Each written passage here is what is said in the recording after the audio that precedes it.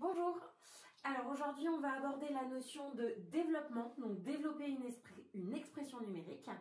C'est une notion qui est abordée en 5e, qu'on revoit en 4e et tout au long des autres années scolaires.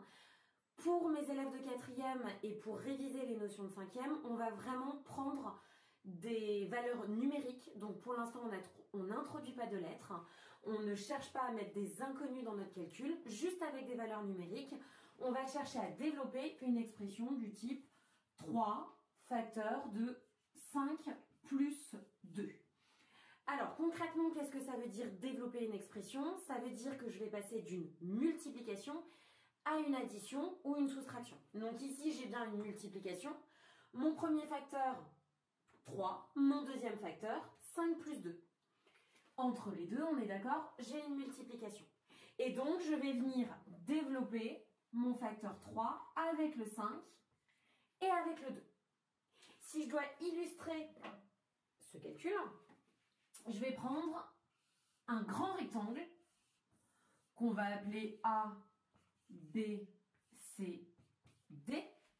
Et ce grand rectangle, je vais le décomposer en deux plus petits rectangles. Donc le plus petit rectangle, le moins petit des deux, mais le premier rectangle, je vais l'appeler A, E, F, D. Et le deuxième petit rectangle, E, B, C, F. Ces deux rectangles vont avoir pour largeur 3 cm. Le premier rectangle va avoir pour longueur 5 cm. Et le deuxième rectangle va avoir pour longueur 2 cm. Si je cherche à calculer l'aire de ce grand rectangle, je peux le voir de deux façons. La première façon de calculer l'aire d'un rectangle ABCD, la formule va être largeur fois longueur.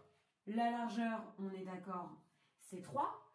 Et la longueur, c'est bien l'addition de 5 et de 2. Donc 5 plus 2 correspond à la longueur. Largeur fois longueur. Attention, il nous faut les parenthèses, puisque c'est la largeur que je multiplie avec toute la longueur. Ça, c'est notre expression initiale. Mais je peux aussi voir l'aire de ce rectangle en décomposant l'aire du rectangle A, E, F, D, plus l'aire du rectangle E, B, C, F. Dans ces cas-là, l'aire en bleu correspond à 3 fois 5. L'aire en jaune correspond à 3 fois 2, puisque la largeur reste toujours de 3 cm. Et pour avoir l'aire totale du rectangle, il faut bien que j'additionne. Je suis donc passée d'une multiplication à une addition. La dernière étape de ce calcul est bien une addition. Et j'ai ainsi dire développer mon facteur 3 avec le 5, avec le 2.